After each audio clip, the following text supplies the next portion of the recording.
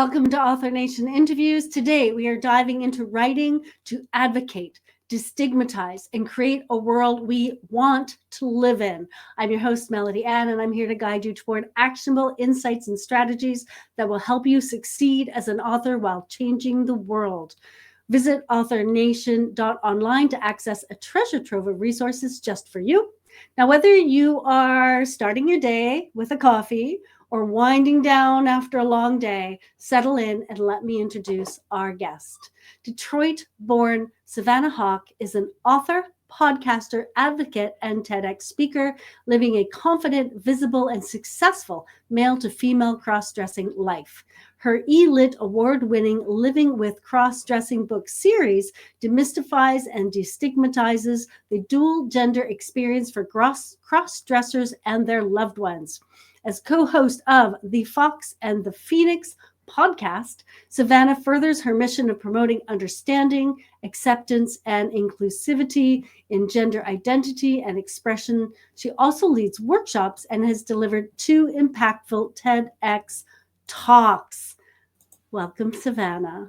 Hi. Wow. It sounds like I really want to meet this guest of yours. They sound amazing. Doesn't she sound fantastic? I tell you what, it's a very impressive resume, and that's why I'm exhausted all the time. So. Yeah, exactly. Let's start with it's actually a book series, right? Living with Cross-Dressing. Yes. Tell me about the book series. What is it about? What inspired you to write it? And what are you hoping they'll do? Well, there's 3 books now. The first one I did, I don't know, 7 years ago. And it was a direct response to the fact that I told my girlfriend on like day 1 of getting serious that, hey, by the way, this Chuck thing that you're looking at is not all the time. Sometimes there's a thing called Savannah. And she's like, wait, what? I don't understand any of that. So I'm like, oh, read this book, read that book. I had not read those books. While I had endorsed the reading of those books to find out I had shot myself in the heel by giving her books with bad information about people like me specifically. So I'm already a zombie. I have a zombie series as well in my male side. So I had already been writing for several years, and I'm like, I need to write something. I need to write it for somebody who's like me, non-transitioning, non-fetishistic, just somebody who likes to be feminine. And I started interviewing people, couples that I knew in the New York, Long Island area, getting their stories. And basically the first book was like, hey, let me set the record straight. That's what it was. And I didn't intend for it to be important. I just felt in that moment, as sometimes you have that drive, you have to do the thing. And I felt like I had to do the thing. And unfortunately for me, it ended up being very well received. Yeah, it was obviously necessary, right? I mean, that's the thing. There was a need that wasn't being fulfilled. I felt there was. Most of the books that were out to date were about, well, there's a couple different genres. There's the erotica genre, and the last thing you want your partner to find is a search on Amazon for living, my husband's a crossdresser, and see pages and pages and pages of erotica. That's never good. So it was filled with that, and it was filled with people talking about cross-dressing, but as part of a longer journey of transition. So if somebody is told they're a cross-dresser, say, hey, by the way, love of my life, wife of 10 years, this is what I do. And they don't know what to ask you. They have a preconception of what to ask you. And if they read books where every book leads to transition, and that is not your journey, then you are kind of, unfortunately, you get stigmatized just by the reading material. Even if it's the most helpful material ever, it says, oh no, in the book it says you're going to transition. And you're like, but no, that's not my journey. It's like, well, that's what the book said. So, sorry. And now I'm afraid of it, right? And now that's not it's always in the back of your mind. Yeah. Right. So it's in the back. I was afraid of it. Okay, good. So my next question really is, so your book series, who is the ideal reader for this book series? Are you speaking to mostly the loved ones trying to understand, or are you speaking to the cross-dresser who's trying to figure themselves out, or both? The first book was for both, primarily for the cross-dressing male. That is the Defining a New Normal one. It is stories for couples, so you got both points of view. It is good for like kind of like a cross-dressing 101 for a spouse or a partner who doesn't have any idea of the reasons why and how long it's been around and why you do it. But it was since it's me and I'm the writer, it is slanted towards my world experience and like my authenticity and how I see the world. So it is slanted towards the male crossdresser, but I packed it with enough stories and with my girlfriend's anecdotes and trying to be very balanced and empathetic to both sides. The second book, which is Discovering a New Normal, Discovering, I got to look up to see what I've done, Discovering Your True Identity.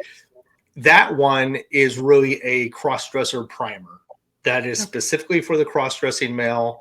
My books tend to slant, and even the podcast tends to slant like 30 to 60 years of age.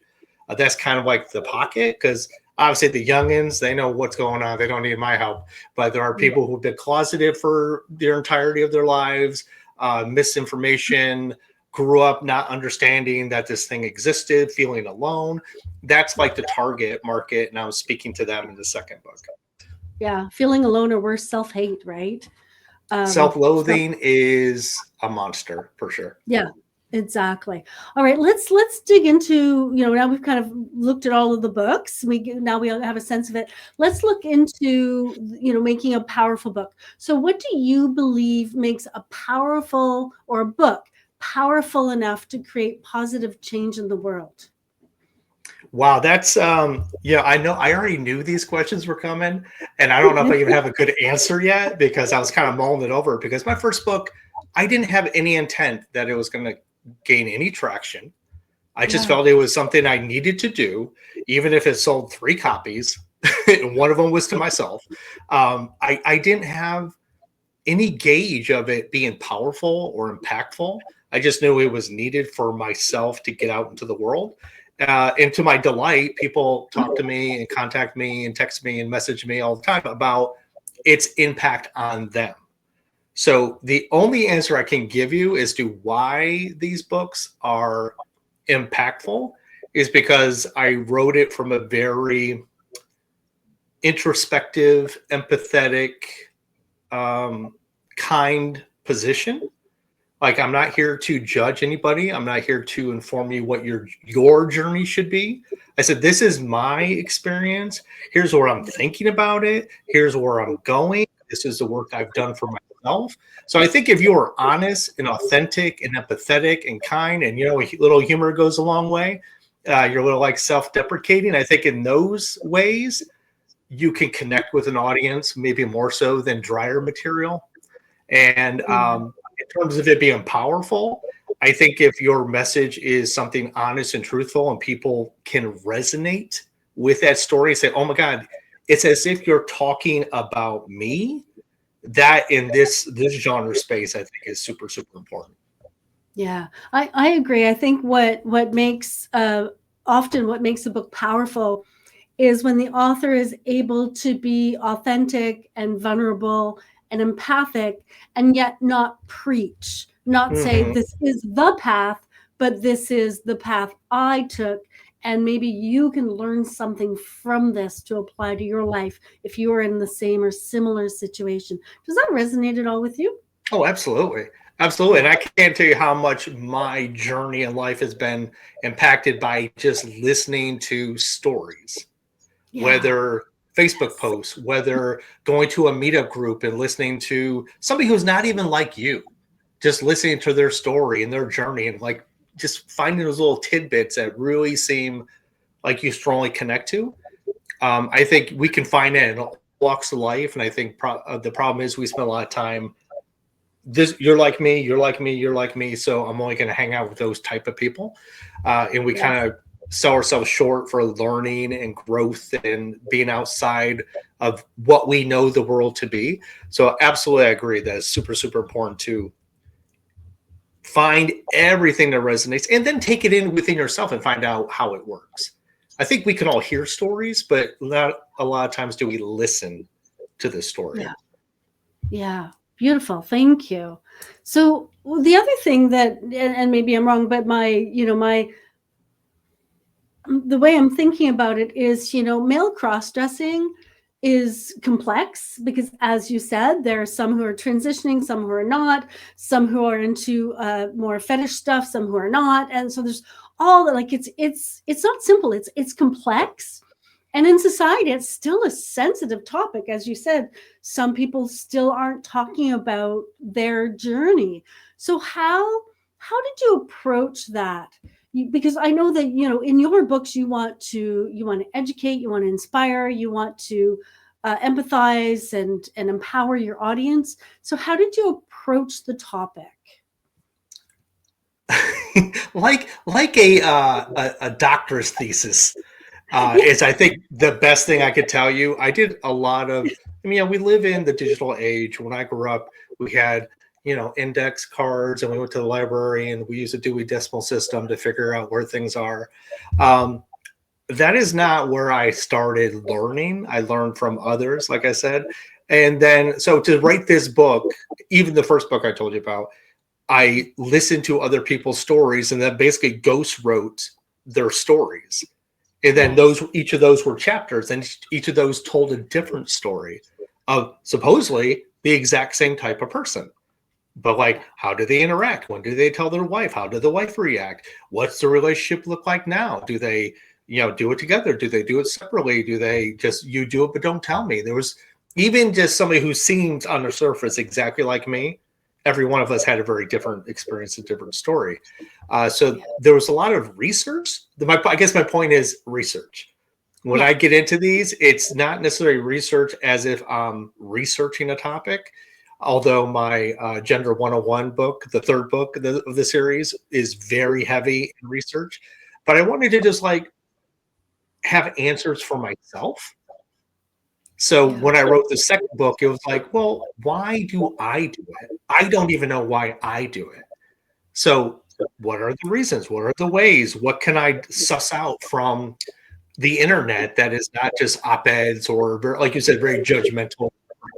Like, let me just find out the stories and then just start jotting things down, what made sense to me. That way, when I tell a story and say, this is me, and by the way, there's like 20 other things that it could be. So I'm not just saying, this is my story, learn from it. It's like, this is my story, and here's like the 40 other reasons and ways and how we show up in the world. Like, do I do it to de-stress after a long day because I'm a Fortune 500 CEO? Is it escapism where I feel like I don't have any worries in my life? Is it just a comfort? Is it trauma? Is it, there's so many reasons why, and none of them are going to be distinct to every journey. So yeah, I research it and I find out as much as I can, and then as it's all rattling around in my brain, because I don't do outlines. For all you people who want to write, I do not outline. I just kind of put it all down in like a note on my iPhone, and then just start parsing it out and start typing and see where it takes me. Nice. I like that. If you want to learn more about Savannah and her work, you can find her at livingwithcrossdressing.com. It's on the screen in front of you. It will be in the show notes as well. So you can go check that out and learn more about Savannah there. All right, my next question. I know I have lots of big questions for you, don't I? So I'd love to know some of the lessons you've taken away from this journey. You probably walked into it not thinking, oh, I'm going to write a whole series and I'm going to educate and I'm going to deal with misconceptions and stereotypes and I'm going to listen to many stories, but you've done all this. So what are some of the lessons that you might want to share with other authors who want to tackle stigma or stereotypes or misconceptions or sensitive topics? Oh, you. It's funny I talk about that because my second TEDx was about misconceptions and stereotypes. And one of the main points I made is that we, the person projecting or making a case, is just as biased and prejudiced and prone to stereotyping as everyone else, right? So if you want to, and I think you brought it up earlier, if you want to write something that's powerful, impactful, and destigmatizing, you really shouldn't take a position of, like you said, preaching or telling somebody how they should do something, because that all that does is usually make people dig their heels. They get defensive. They're like, why are you telling me that? Because I don't believe it. All of a sudden, the worldviews really come up, shielding them from any outside information. And I found that if you can be self-deprecating, if you can like have a even presentation, like, hey, I strongly feel about it this way, and also X, Y, and Z also may be true. If you have a very balanced view of something, I think you get more buy-in for the reader or for the listener. And I think it's super important. If you're trying to destigmatize something, you can't throw it in people's faces as like, you must accept me for who I am, especially if they are not that person who has somebody in their life that is doing this, is a cross-dressing male. If I'm just reading this because somebody told me I had to, you're resistant. So if you make it easily accessible and you're engaged and you get their engagement, you're going to find that you can get some ideas across. Doesn't mean you're going to change the world in their opinion, but if you can make a solid, reasonable, simple case, a lot of ways, you're going to say, you're going to let them think. And I think that's all you can ask for, is for them to come away from it and say, maybe, or like, yeah, okay. If you could just open up the questions, then that's all you can ask for. Yeah. I like how you said that, if you can get them to walk away and just think, right? Just thinking. I think that is really powerful. And I'm just going to add, give them something to think about and give them a story, because you talked about that earlier. Giving them something to think about and putting that in story form, because what often happens with story is we see, if you can set up a story where they can see themselves in that person in some way, even if it's not, not exactly, but there's aspects of that human that relate to their own humanness. And then you give them another piece that doesn't relate and something to think about. I think that's really, really powerful. So I love that you talked about giving them something to think and giving them stories. Thank you. You're welcome. And that's why sci-fi. That's why sci-fi is so powerful. Is because we're giving so many cultural and social commentary messages through science fiction that is embedded in such a good story that it's so digestible, even if you don't realize that it's like, oh wow, that's happening today. But if you're just talking about it in a way that is infused with narrative, again, sci-fi is so powerful in that way, and it's so successful as well. Yeah. Brilliant. Yeah, good point. Thank you. And now I know, Savannah, that you do a whole bunch of other really cool things. You've had writing, podcasting, advocacy work. Do you want to just give us a little bit about what you do and maybe what's next for you? Well, what's next? I am currently, speaking of sci-fi, I am currently writing a young adult, queer, sci-fi dystopian 4-part series.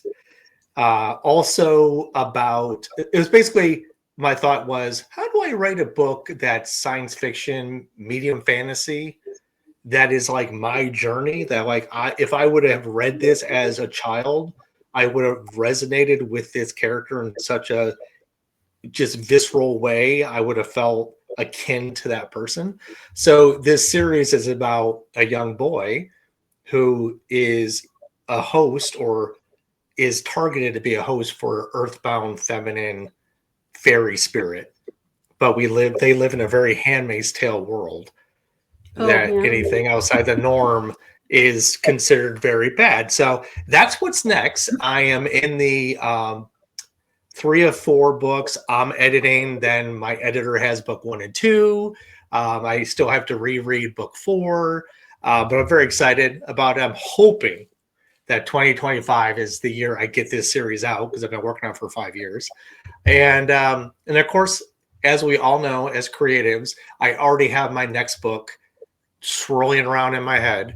Nice. Also fiction, because I just put out that Gender 101 book in between writing the saga book series. I got that done with like 3 months.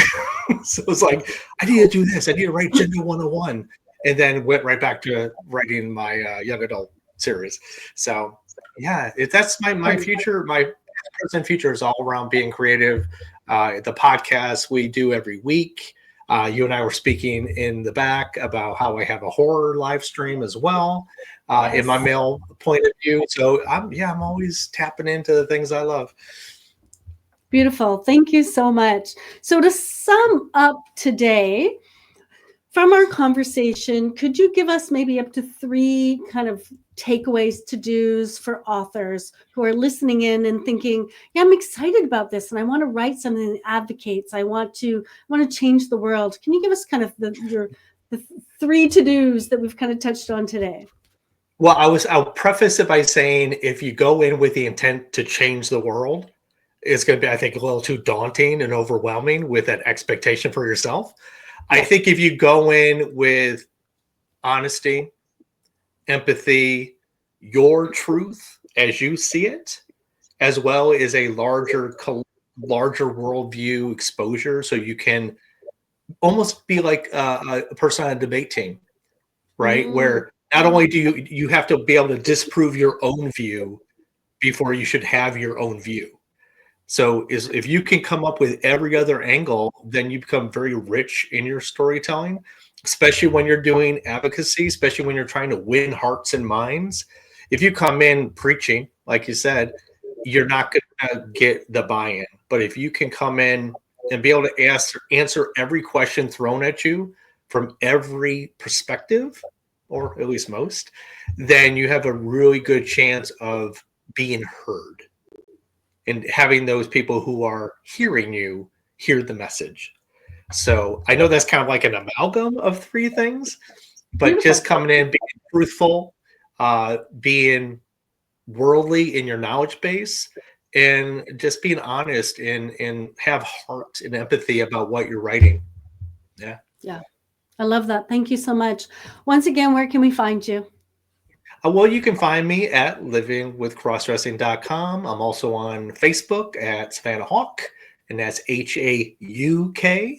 Also Instagram at Savannah Hauk. You can also find our podcast, the Fox and the Phoenix podcast, on Spotify and wherever else you download your materials. And you can find all 3 of my books on Amazon for print and digital download, as well as other digital download outlets. Brilliant. Savannah, thank you so much for joining us today. Thank you. I appreciate you. Good. Me too. All right, everyone. Thank you so much for listening in today. I hope this conversation has provided you with some insights on how to really connect with your readers when you're looking to make some sort of change. And remember to visit authournation.online to unlock a wealth of resources designed to support you. And of course, we always appreciate your feedback and your support. So consider leaving a review, a comment, and don't forget to share this with a fellow author who you know needs to hear it, because your participation helps us continue delivering the insights and the tools you need to succeed. So keep writing, keep creating, and continue sharing your unique stories with the world.